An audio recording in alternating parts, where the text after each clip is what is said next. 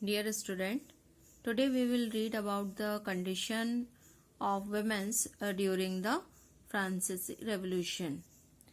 So, from a very beginning, women were active, participate in the events which brought about so many important changes in French society, and they hoped that their involvement would pressurize the revolutionary government to introduce measures to improve their lives.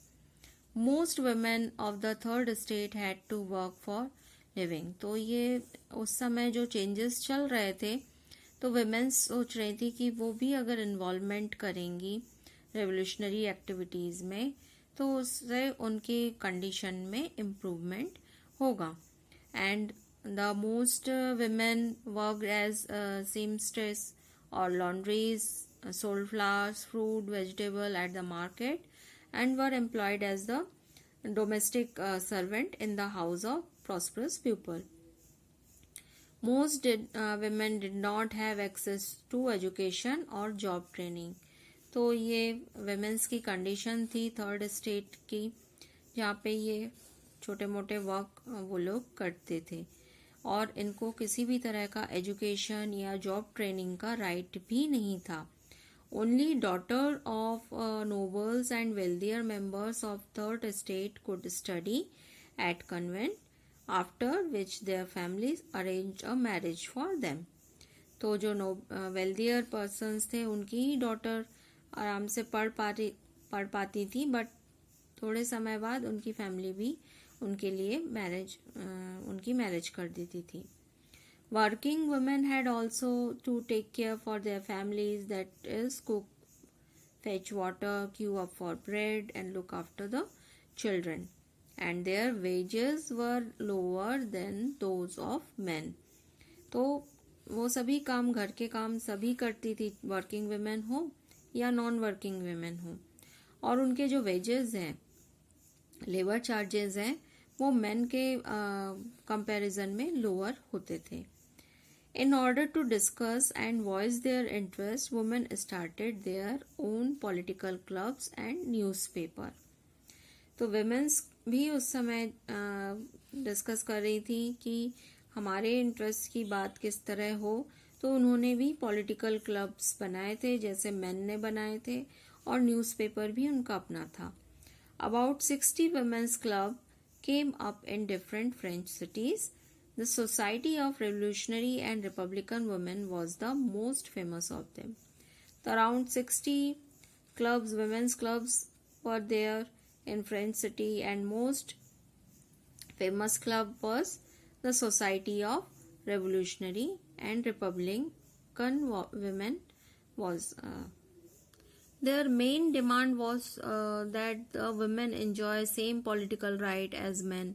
हम लोगों ने अभी constitution के बारे में पढ़ा था कि कॉन्स्टिट्यूशन 1791 में फ्रांस में एग्जीक्यूट हुआ, और उस समय जो विमेंस थी वो डिसअपॉइंटेड हो गई थी.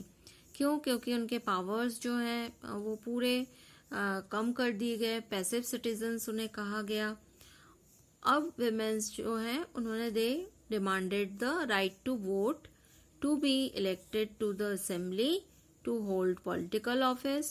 Only then they felt would their interest be represented in the new government. तो वो भी चाहती थी कि वो वोट कर सकें, एज ए मेंबर इलेक्ट हो सके असेंबली में, पॉलिटिकल ऑफिस भी उन्हें मिले, तो वो न्यू गवर्नमेंट को भी रिप्रेजेंट करना चाहती थी. So in the early years, the revolutionary government did not introduce law that help improve the life of women. Together with the creation of the state school, schooling was made compulsory for all girls. Their father could no longer force them into marriage against their will.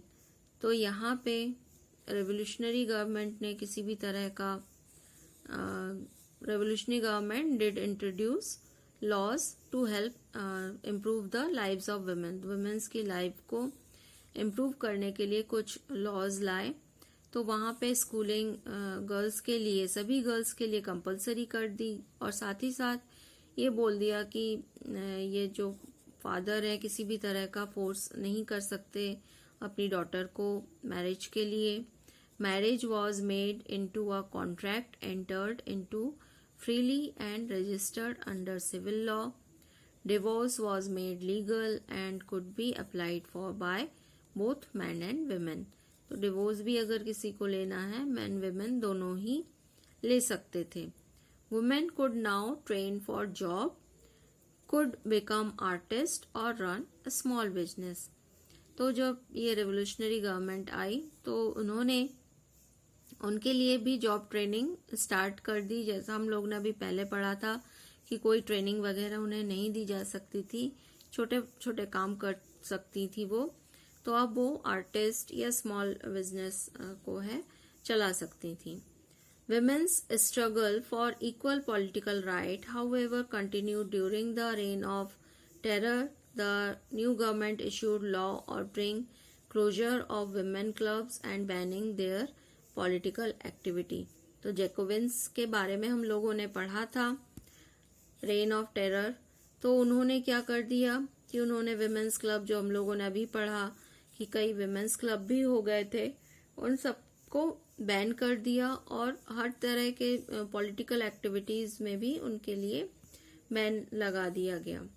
So women's movement for voting rights and equal wages continue through the next 200 years in many countries of the world. तो women's के movement की voting rights तो कम से कम मिले और साथ ही साथ equal wages, क्योंकि इक्वल वेजेस नहीं दी जा रहे थे कंपैरिजन में मेन के.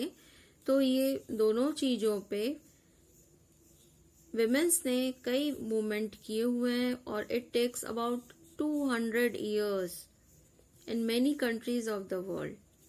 So the fight for the vote was carried out through an international suffrage movement during the late 19th century and early 20th century. तो 19th century के and में और 20th century के बिगिनिंग में ये जो इंटरनेशनल सफरेज मूवमेंट, पूरे world के विमेन्स ने मूवमेंट चलाया. किस लिए? कि उन्हें वोटिंग राइट्स मिले और इक्वल वेजेस मिले. और इसी वजह से क्या हुआ कि आगे जाके finally in 1946 that women in France won the right to vote. तो 1946 में उनको मिला कि वो भी विमेन्स भी वोट कर सकती. यहाँ पे विमेन एक्टिविस्ट का नाम लिखा हुआ है. Life of revolutionary women Olympe de Gouges. Olympe de Gouges was one of the most important politically active women in revolutionary France. She protested against the constitution and declaration of right of man and citizen as they excluded women from basic right that each human being was entitled to. तो जो constitution पहले बना था 1791 में, वहां पे mains को तो कई तरह के राइट दिए गए थे और फंडामेंटल राइट भी मेन के लिए दिए गए थे, विमेन्स के लिए नहीं थे. तो fundamental right as a human being सबके पास होना चाहिए. So in 1791 she wrote a declaration of right of women and citizen which she addressed to the queen and to the members of the National Assembly demanding that they act upon it. तो इन्होंने एक book लिखी, उन्होंने लिखा किनको? उन्होंने address किया queen को और नेशनल असेंबली में उन्होंने लिखा कि आप सेम राइट हमें दीजिए. लेकिन क्या हुआ कि जैकोबिन की गवर्नमेंट हम लोग पढ़ चुके हैं, रेन ऑफ टेरर. तो उन्होंने फोर्सिबली ये जो विमेन्स क्लब थे सभी बंद करा दिए गए और इनको जो है कन्वेंशन में she was tried by the national convention which was charge her with treason. तो ये उन्हें कहा गया कि इन्होंने राजद्रोह किया हुआ है और इसी वजह से उनको एग्जीक्यूट कर दिया, यानी डेथ सेंटेंस दे दिया गया था. तो स्टूडेंट्स, हम लोग देखते हैं कि ये मेजर इवेंट है जब फ्रांस की विमेंस ने पूरे वर्ल्ड के लिए एक एग्जाम्पल रखा कि हमें अपने राइट्स के लिए लड़ना चाहिए, और हाँ, ये उसी का एक फर्स्ट स्टेप कहा जा सकता है।